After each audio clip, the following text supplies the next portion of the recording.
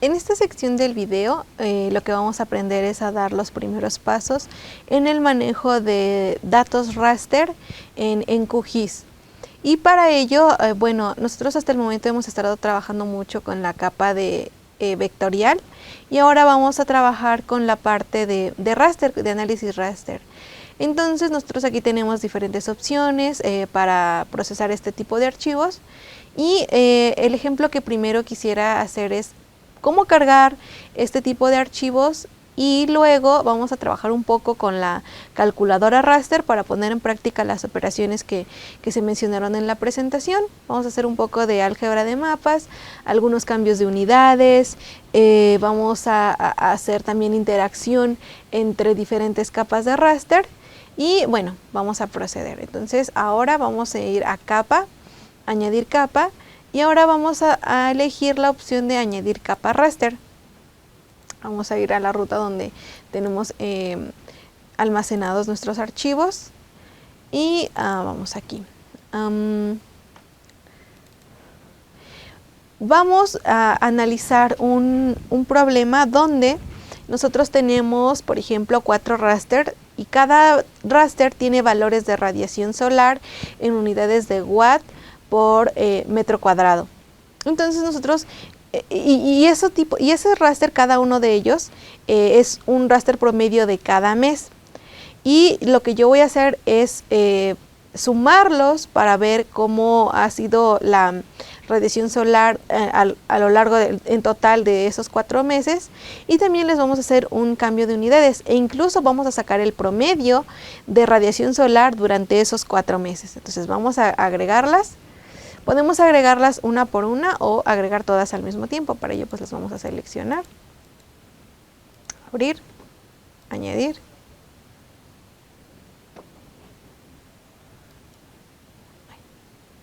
cerrar.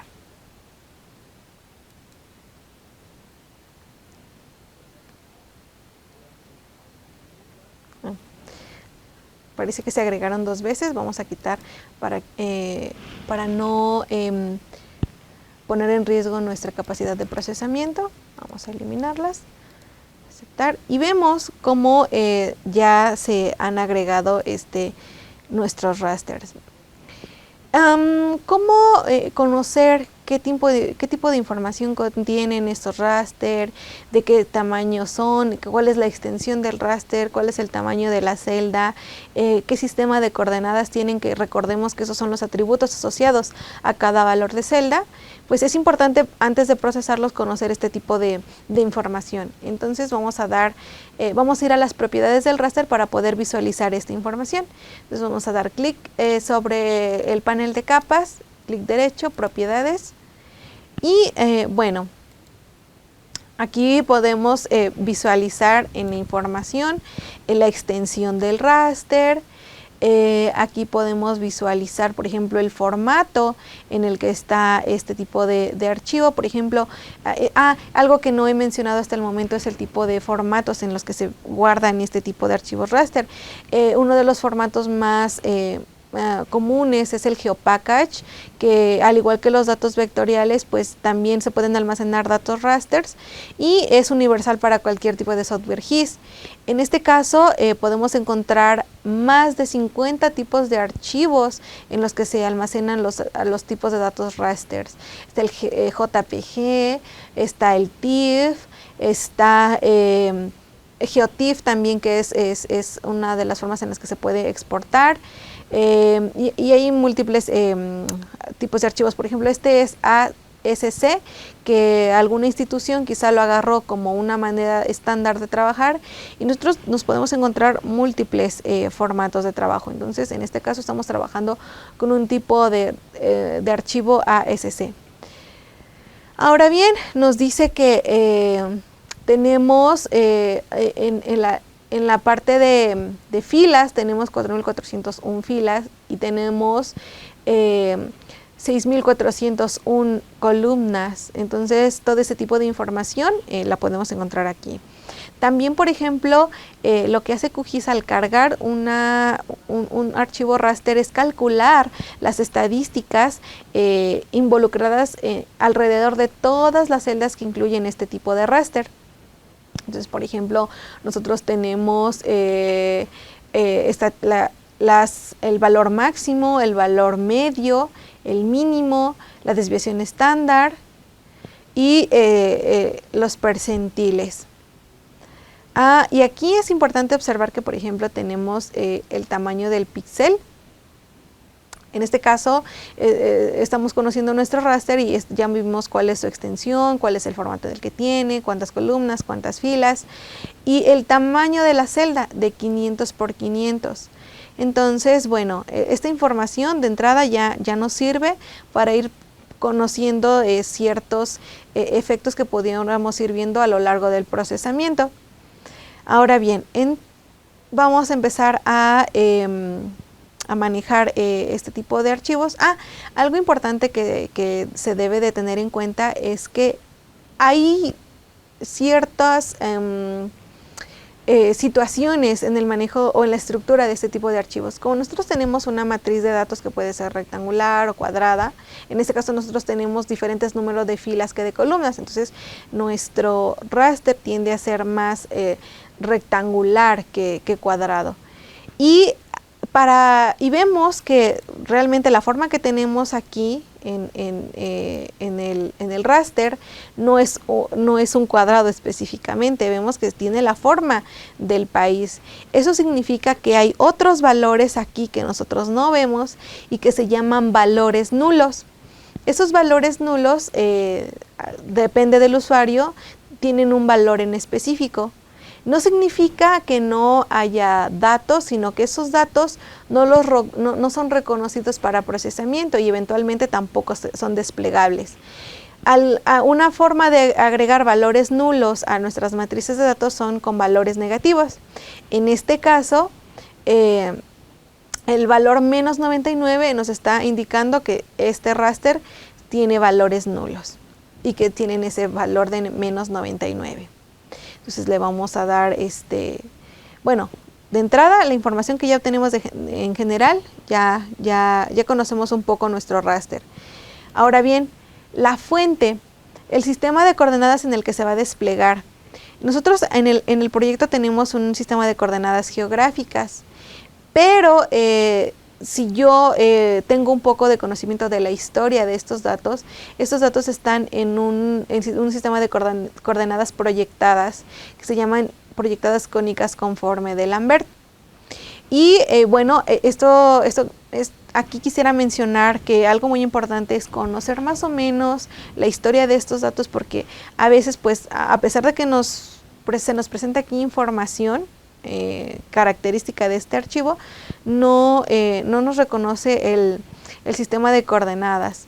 Entonces nosotros, bueno, podemos seleccionarla, podemos establecer de acuerdo a la historia de los datos en qué tipo de coordenadas están trabajados. Y nosotros podemos establecer que se cargue o que se ejecute en coordenadas también geográficas o en coordenadas proyectadas. Vamos a trabajarlo esta vez en coordenadas geográficas y bueno, así nos va a aparecer. Ya se le asignó el sistema de coordenadas y ya, como pueden ver, ya no nos aparece un signo de interrogación así como de a ver, ¿cuál tomo? ¿La del proyecto o la de origen de la capa? ¿No? Entonces, bueno, automáticamente QGIS hace la conversión de coordenadas. Lo mismo vamos a hacer para las otras capas, propiedades, fuente, geográficas, aplicar, aceptar. La siguiente capa, propiedades, geográficas, aplicar, aceptar. La siguiente capa, propiedades, geográficas, aplicar, aceptar. Y una vez que ya tenemos nuestras capas a procesar en el mismo sistema de coordenadas, es que podemos empezar a hacer esta suerte del álgebra de mapas. Algo importante de mencionar es que para ejecutar álgebra de mapas o para poner a interactuar aritméticamente dos raster, estos deben de tener al menos el mismo tamaño de celda, porque de lo contrario no es posible ejecutar el procesamiento. Bueno, ahora que ya están en el mismo sistema de coordenadas, podemos ejecutar cualquier proceso dentro de ellas. Y algo que me gustaría resaltar de una vez es que nosotros podemos especificar ciertos colores en la simbología para que no se vea así como se carga por default en escala de grises, sino que nosotros también podemos escoger una escala de colores o un perfil de colores en función de lo que queramos proyectar. Por ejemplo, yo puedo elegir alguno de los que tienen por default QGIS y bueno, vamos a dejarle este. Y si yo lo dejo así tal cual, vamos a dar a aplicar y nos muestra una variación de colores de este estilo. Por ejemplo, así, ¿no? Se ven ahí que los valores 0 están en rojo, que antes estaban en negro, y los valores que ya tienen un valor en específico, un valor que representa a la variable de estudio, pues ya esos son los que se colorean. Algo importante de mencionar es que aquí también es importante conocer siempre un poco de la historia de los datos, porque ya les hablé que en un raster existen datos nulos y en este caso, además de datos nulos, tenemos valores en 0.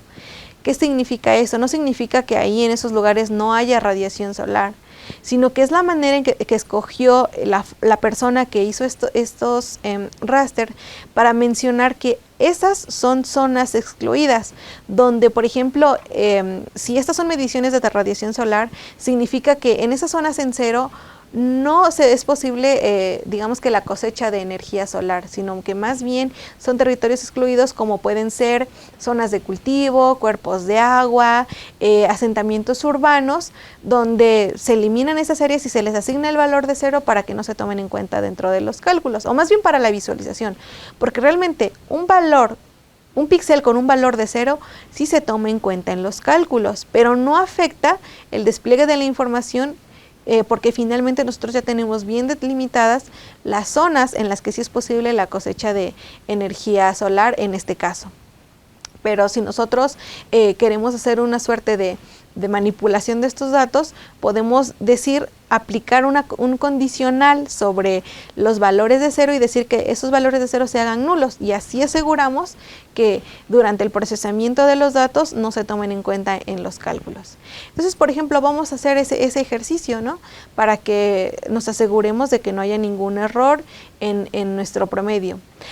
Porque incluso si nosotros nos vamos otra vez a las propiedades y nosotros checamos el panel de información, vamos a ver que estas estadísticas están afectadas por los valores 0 que están aquí en este raster.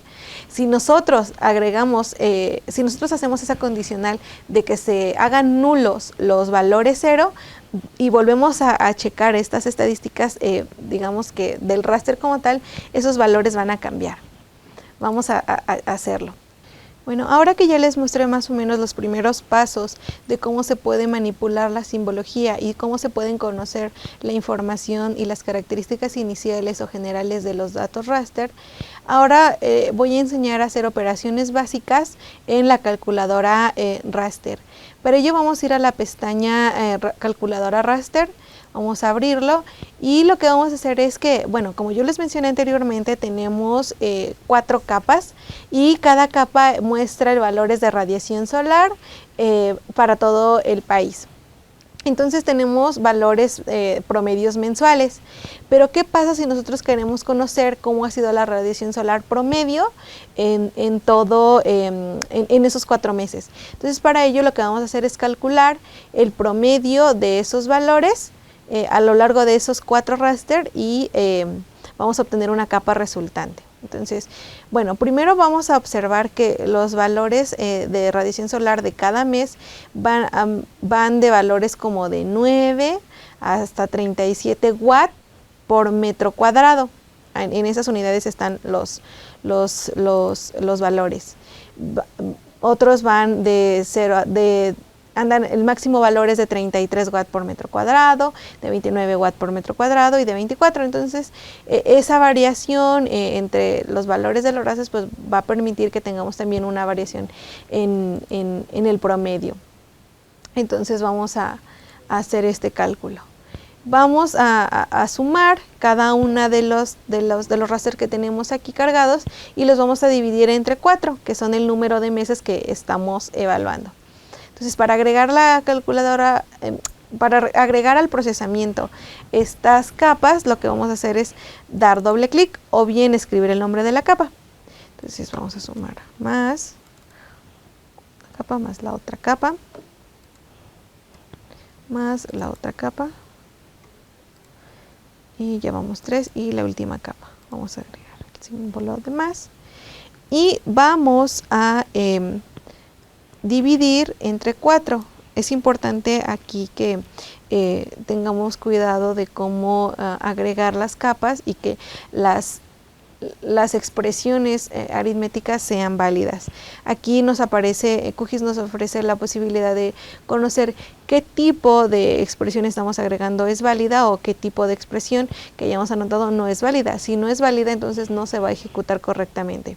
Entonces vamos a dividir entre 4 y vemos que la suma de las 4 capas entre 4 sí es una expresión válida. ¿Qué estamos viendo aquí en esta operación? Primero, estamos trabajando operaciones locales. Estas operaciones se van a hacer celda a celda, posición a posición, primero. Y después estamos haciendo la interacción con un escalar. Estamos dividiendo entre 4 para obtener el promedio.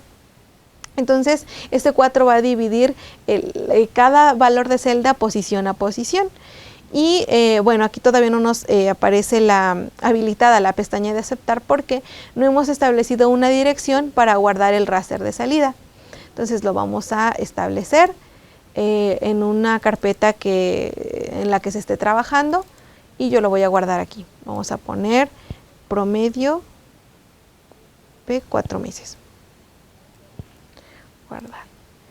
Lo que vamos a ver aquí es que podemos ver los diferentes formatos disponibles en QGIS para el almacenamiento de archivos raster. Nosotros podemos trabajar con archivos TIFF, con archivos JPG y otros múltiples formatos que existen. Les decía anteriormente que existen más de 50 formatos para almacenar archivos raster. Entonces lo que vamos a seleccionar nosotros es el archivo. Vamos a trabajar con GeoPackage para mejorar el almacenamiento y que sea universal y utilizable en cualquier software de GIS, al igual que si hubiéramos escogido TIFF. Y bueno, nosotros aquí podemos modificar la extensión del raster de salida. Lo más adecuado, o dependiendo de las intenciones del usuario, es que la extensión se conserve respecto a los rasters de entrada. Al igual que nosotros también podemos elegir si se conserva el sistema de coordenadas o se cambia a uno diferente. Entonces nosotros le vamos a dejar el mismo sistema de coordenadas y eventualmente si nosotros conservamos la extensión y el número de filas y columnas que se involucran en este cálculo, pues eventualmente vamos a conservar el tamaño de celda. Recordemos que de acuerdo a lo observado en la información general de estos raster, estamos trabajando con un tamaño de celda de 500 por 500 metros. Significa que cada píxel nos está representando un cuadro de 500 metros por 500 metros. Entonces, es como si dijéramos que un valor de radiación solar de 30 watts por metro cuadrado, ese aplica para los 500 metros en cuanto a tamaño de celda. Ok, entonces ya habiendo completado el ambiente de la calculadora raster y teniendo una expresión válida, no deberíamos de tener problema para la obtención de un resultado adecuado. Entonces le vamos a dar a aceptar. Está ejecutando la expresión que pusimos en la calculadora raster.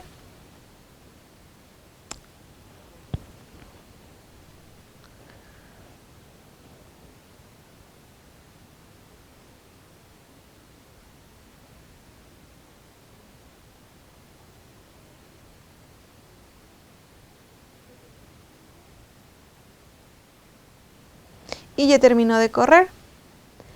Vemos que se nos generó una capa que tiene el nombre que habíamos asignado y cuyo valor máximo es de 28 watts por metro cuadrado, ¿no? Y que bueno, se conservan las zonas que están excluidas, que tienen valor de 0. Que recuerden que mencioné que a pesar de que el usuario que creó estos archivos los hizo para representar territorios excluidos, no significa que sean valores nulos, porque los valores nulos están aquí alrededor como datos que no son desplegables. Entonces, bueno, esa es una manera de calcular el promedio en watt por metro cuadrado. Pero ahora, ¿qué pasa si yo quisiera hacer un cambio de unidades? ¿Qué pasa si yo quisiera decir, bueno, es que yo no necesito el valor de radiación solar en watt por metro cuadrado, lo necesito en kilowatt por kilómetro cuadrado? Entonces, también podemos utilizar la calculadora raster para poder hacer este tipo de operaciones. Entonces vamos a abrirlo de nuevo.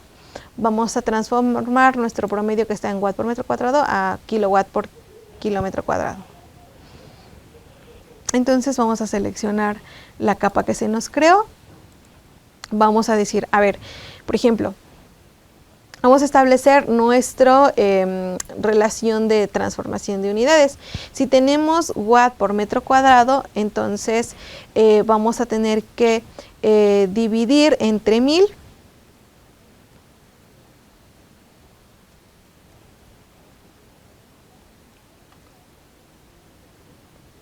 para pasar los watts a kilowatt. Y luego vamos a tener que multiplicar ese metro cuadrado, lo vamos a pasar a kilómetros cuadrados. Entonces vamos a tener que multiplicar por 1000, pero elevado al cuadrado, para que se conserve la relación de los metros cuadrados a kilómetros cuadrados. Entonces, esto acá por 1000 elevado por 1000 por 1000.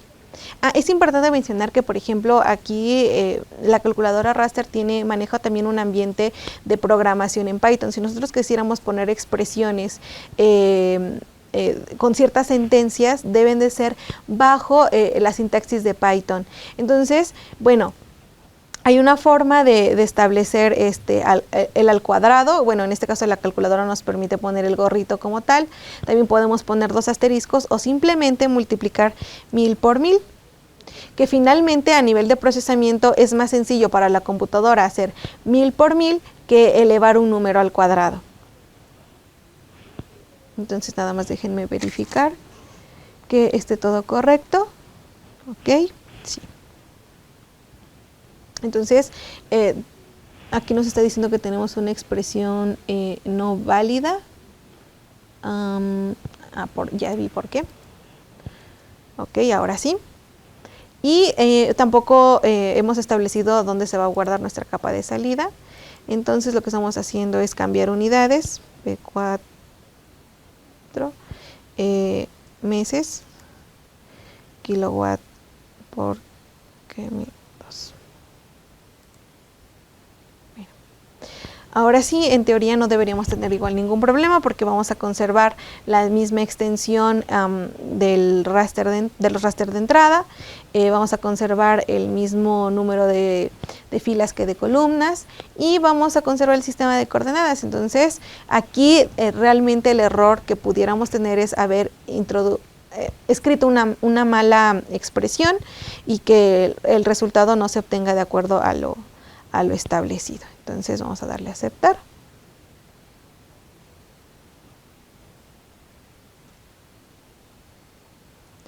Y ahora sí ya tenemos nuestro valor de radiación solar por kilómetro cuadrado. Si nosotros quisiéramos pintarlo a un color más visual o más vistoso, podemos incluso categorizar o clasificar los valores del raster para que los colores se ejecuten en función de diferentes clases. De hecho, esa es otra opción que se puede hacer. Si lo vamos a probar.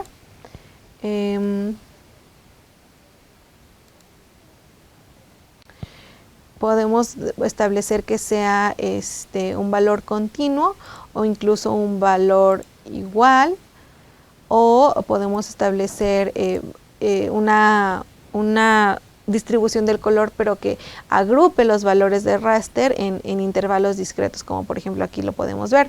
Si nosotros le damos discreto, va a agruparlos de un valor a otro valor. Entonces son parte de las opciones que podemos tener aquí. Podemos cambiar la rampa de color y nosotros podemos dar clasificar y intervalo continuo. Miren, se modifica. Podemos incluso definir el número de clases.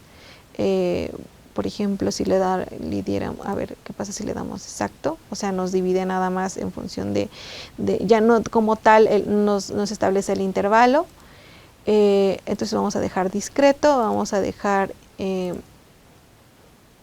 seleccionar un número de clases diferente, vamos a seleccionar más clases. Como tenemos varios valores con 0, pues también nos los está marcando. También tenemos que tener en cuenta que podemos incluso necesitar en valores bajos mayor representación, por lo que podríamos necesitar incluso una escala de color que tenga una mayor variación de colores en valores pequeños para poder representar mejor esos valores. Entonces vamos a dejarle aquí, vamos a dejarle un valor continuo, lineal como estaba inicialmente, y no le vamos a dar clasificar, vamos a dejar continuo, así como inicialmente lo teníamos. Y nosotros aquí podemos establecer la intensidad del color, aquí en la opción de color rendering. Y nosotros ahorita de momento lo vamos a dejar normal, pero podemos manejar brillo, manejar la parte del contraste, qué tan saturado queremos que se vean los colores, incluso dar esos matices. Pero finalmente nosotros tenemos que tener cuidado de que de que los colores sean suficientemente representativos para el tipo de datos que estamos manejando. Vamos a dar a aplicar, aceptar. Entonces así es como nosotros pudiéramos ver la distribución de la radiación solar a lo largo de todo el país, ¿no? Y finalmente ese es nuestro valor promedio por 4 meses. Ya hicimos álgebra de mapas para calcular promedio interactuando varias capas de raster. Ya hicimos la interacción con números escalares para poder hacer cambios de unidades. Hablábamos de que los datos raster básicamente se pueden describir incluso como imágenes digitalizadas para su manejo en equipos, en softwares como QGIS. Y eventualmente esto despliega varias posibilidades para poder digitalizar o georreferenciar imágenes que se encuentren impresas en papel para poder llevarlas al software y empezarlas a procesar. A veces en nuestro andar por este tipo de temas podemos encontrarnos con situaciones en las que encontramos la información para estudiar un fenómeno en específico, pero no tenemos un mapa digital de una ubicación o de una zona en específico y la encontramos de forma impresa. Por ejemplo, en un mapa antiguo o en un mapa que se imprimió hace muchos años y que curiosamente por exigencias de nuestro estudio pues necesitamos tener información de ese momento. Entonces nosotros podemos hacer la georreferenciación de esta imagen y poderla pasar a un mapa digital en formato raster con un conjunto de píxeles para poder trabajarlo. Entonces, si por ejemplo utilizáramos este mapa antiguo, que es solamente un ejemplo, lo que haríamos en QGIS, o lo que nos permite hacer QGIS, es establecer diferentes puntos para poder darle una orientación a esta imagen. Por ejemplo, la bondad de esta imagen o de este mapa es que tiene sus cuadrícula de latitud y longitud, y nosotros a partir de la intersección de estas líneas podemos establecer un punto para poder darle este sentido de de orientación a una imagen. Lo que nosotros vamos a hacer es algo parecido, pero vamos a georreferenciar una imagen de nuestro país. Entonces, lo que vamos a hacer es utilizar la herramienta que se llama georreferenciador, que se encuentra en la pestaña raster y aquí. Ese es como un símbolo de gatito que se llama georreferenciador. Entonces lo vamos a dar a abrir. Y nosotros lo que vemos aquí es que únicamente podemos cargar archivos raster o en diferentes formatos. Y si estamos hablando de que estamos procesando una imagen, estos archivos pueden venir en diferentes formatos, JPG, PNG, QGIS no los va a leer. Entonces agregamos y vamos a agregar, aquí yo tengo una imagen del territorio mexicano y la vamos a añadir. Aquí, como podemos ver, yo ya previamente, para adelantar un poquito el proceso, ya establecí algunos puntos, pero ahorita yo les voy a mostrar cuál es todo el procedimiento que se debe de realizar para seleccionar o para establecer estratégicamente puntos que me permitan darle una orientación a esta imagen y pasarla a un archivo raster que yo pueda procesar, manipular e incluso hacer operaciones con ese archivo.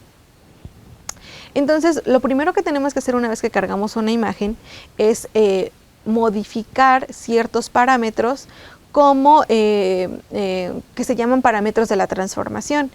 Primero nosotros vamos a necesitar establecer un método para la transformación que puede ser polinomial, spline, para poder, digamos que, interpolar las coordenadas que nosotros estemos posicionando en los puntos que se establezcan y así transferirlos a lo largo y ancho de toda la imagen.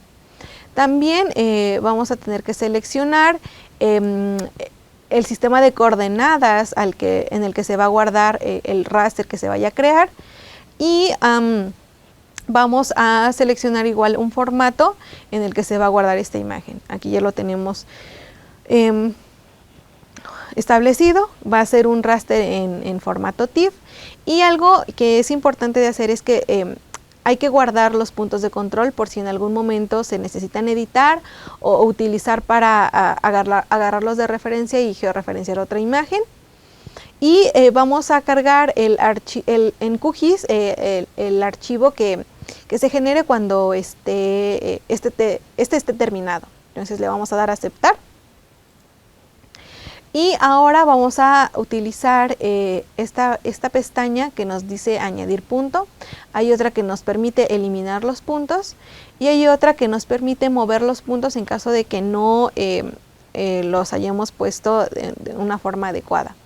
Ahora bien, nosotros en esta imagen, a diferencia del mapa que les mostré inicialmente, no tenemos una guía que nos diga cuál es el valor de latitud o de longitud, o sea, una cuadrícula, no tiene una cuadrícula que cuya intersección nos indique latitud y longitud de un punto. Entonces, bueno, tenemos también herramientas como Google Maps que nos permite identificar, por ejemplo, una ciudad importante y nosotros podemos copiar esa referencia a un punto y podérselo poner, que eso fue básicamente lo que se hizo en esta sección. Como nosotros tenemos una imagen que incluso tiene una parte de los estados de Estados Unidos, lo más adecuado para conservar las distancias y la extensión del mapa, pues es incluso georreferenciar ciudades como ¿qué ciudad será esta? Como Florida, bueno, Tampa en este caso. Nosotros en esta imagen podemos posicionar diferentes ciudades y poder agarrar un punto para georreferenciarla. Si nosotros, por ejemplo, quisiéramos georreferenciar Puerto Vallarta, lo posicionamos aquí, vamos y buscamos digamos que las coordenadas geográficas en Google Maps, que finalmente es una ventaja que Google Maps trabaja en coordenadas geográficas, y nosotros lo añadimos aquí. Si nosotros le damos en añadir punto y luego le damos clic sobre este punto en específico y vamos y buscamos el punto en Google Maps, lo escribimos. X, acuérdense que es longitud, y Y latitud, y le damos a aceptar. Cuando le demos a aceptar, en este caso yo le voy a dar cancelar porque ya no voy a agregar ningún otro punto, se van a agregar aquí y se van a ir, vamos a ir seleccionando si queremos que sean visibles cada punto. Si que no queremos que sea visible, pues lo seleccionamos. Si queremos que sea visible, pues lo seleccionamos. Tomamos nuestra herramienta de mano y así agregamos cada uno de los puntos con ese procedimiento que les acabo de mostrar. Si vemos que agregamos un punto que no queríamos, entonces lo podemos eliminar con esta herramienta de borrar punto. Entre más puntos se agreguen, mejor se va a hacer la georreferenciación e incluso mejor se va a hacer la interpolación de las coordenadas para generar el raster digital. En este caso yo agregué 13 puntos y los agregué desde el norte hasta el sur, incluso abarcando territorios de otros países como Estados Unidos. Agarré 3 puntos en Estados Unidos y agarré un punto ya al final en Tapachula, en Chetumal e incluso en Honduras, para mejorar un poco la precisión en cuanto a la georreferenciación. Entonces, una vez que ya se considere que tienen un buen número de puntos, a lo mejor ustedes pueden agregar otros 6 puntos más, 7, para tener 20 puntos y que su georreferenciación tenga menos error. Lo pueden hacer. Una vez que ya tengan el número de puntos que el usuario considere que es adecuado, le van a dar correr. Y aquí nos dice que bueno, ya se hizo correctamente la georreferenciación y ahora lo vamos a hacer pequeño. Y le vamos a dar zoom a la capa y aquí nos va a aparecer nuestra imagen georreferenciada. Esta imagen ya es un conjunto de píxeles, el cual podemos manipular como si fuera un raster más, como los que estuvimos analizando. Aquí en este caso yo nada más escogí 13 puntos e incluso pude haber escogido mal alguna de los puntos, porque del lado izquierdo, se me ve una distorsión así como medio sesgada. La idea es que la imagen salga lo más cuadrada posible para que no tengamos estos errores de georreferenciación y principalmente cuando se vaya a utilizar con un sentido. Entonces, así es como se georreferencia una imagen y podemos pasar de una imagen impresa a una imagen digitalizada. De momento, eso es lo que correspondería a esta sección del curso.